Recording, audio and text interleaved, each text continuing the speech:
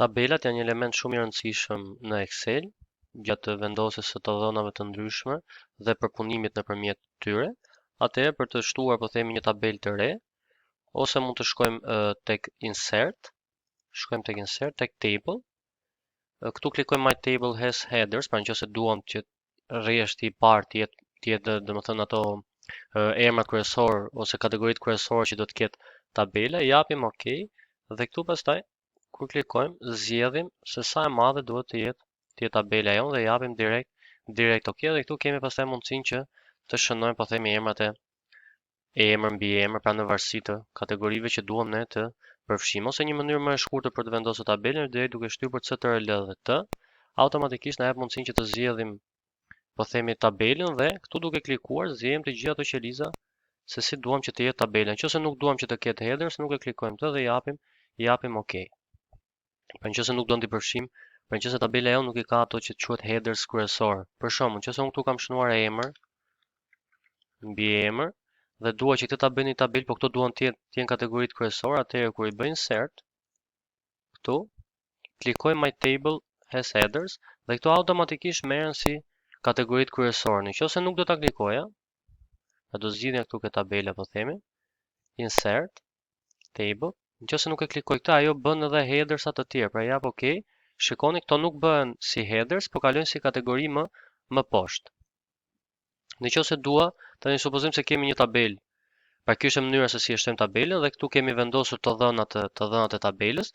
Nëse dua të shtoj po themi një rresht ose një kolon, gjithmonë shtohet nga e majta. Nëse dua të shtoj këtu kafeja, klikoj me të djathtën, jap insert dhe automatikisht ajo shton një kolon. Pastaj këtu mund ta formatojmë nëse dua që të jetë formati si kolona në të majtë ose si kolona në të djathtë, sepse mund të kenë në një rast për shembull, kolona në të djathtë është shumë më e gjerë. Kur jap insert këtu, nëse i bëj format as right, edhe ajo bëhet e gjerë sa kolona në të djathtë. Nëse bëj format as left, bëhet atje gjerë sa kolona, pra jo vetëm e gjerë, por merr edhe karakteristikat që ka ajo kolonë. Nëse nuk dua asnjë formatim të saj, pra dua ta lë me përmasa normale dhe nuk dua të ketë as to margin se ato të tjerat, i jap clear formatting. E njëjta gjë mund të jetë nëse dua të shtoj një rresht, pra e formatoj si ajo më sipër ose si ajo më poshtë. Nëse dua të ndryshoj po themi si thua dizajnin e tabelës, mjafton të klikoj tek një qelizë brenda kësaj tabele. Ku klikoj këtu, pastaj e kam format as table, ose mund të klikoj edhe këtu sipër tek table design.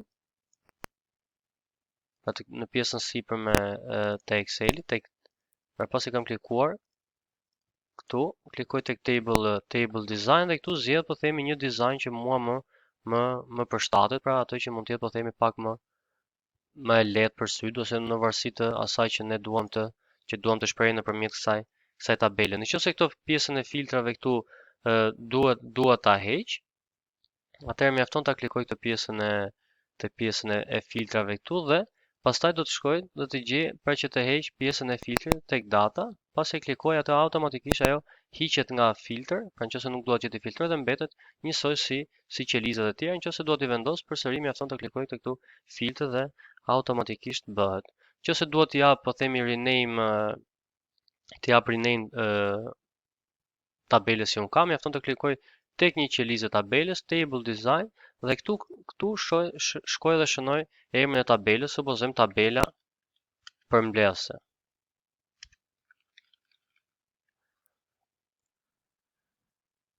Dhe tani thot që sintaksa që ne kemi shkruar në këtë rast nuk është e saktë sepse ka hapësirë. Prandaj duhet e shënojmë direkt tabela.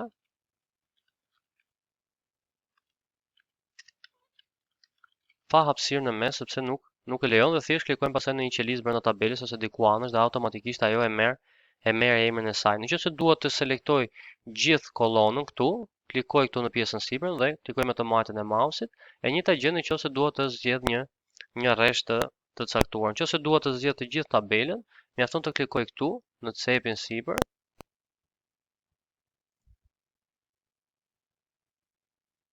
Dhe kemi selektuar të gjithë tabelën ose siç kemi thënë duke klikuar në një qelizë dhe duke shtypur CTRL A. Tani, nëse unë dua që këtu në fund, këtu të vendos një total. Atëherë çfarë bëj? Klikoj tek një qelizë tabelës dhe shkoj tek table, supozojmë se nuk jemi tek table design, klikojmë tek një qelizë tabelës, shkojmë tek table design, edhe këtu kam disa elementë të tabelës që unë po themi dua t'i kem ose jo. Header row, nëse nuk i dua për të shfaqur pjesa e headers, e heq, nuk e zgjedh, nuk e klikoj. Nëse nuk dua që t'i kem filtrimet përsëri, e heq këtu. Nëse dua që pjesa, pra kolona e parë të jetë më e nënvizuar se të tjerë, pra me një ngjyrë më të fortë, e klikoj. Nëse dua që të jetë më e nënvizuar e fundit, klikoj last column. Nëse dua që po themi rreshtat të jenë të branduara, po ta shikoni, në këtë moment kur unë e klikoj, pjesa e kolonave bëhet më, pra vizimet janë më të mëdha, më të dukshme. E njëjta gjë nëse dua të ndoj me, po themi me rreshtat.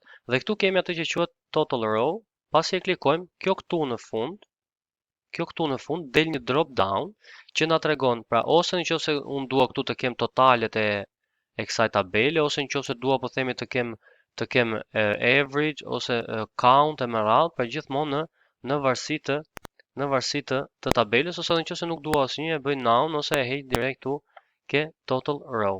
Pra gjithmonë na jep totalin e këtyre që ne kemi zgjedhur për sa kohë që kemi sum, ose nëse duam të kem min, max, pra gjithmonë count numbers, pra një formulë të cilën ne ja japim automatikisht dhe këtu me drop down jemi në gjendje që ne ta zgjedhim. Nëse nuk e duam, po themi këtë element në fund ose duam ta vendosim manualisht, mjafton që këtu t'i bëjmë uncheck.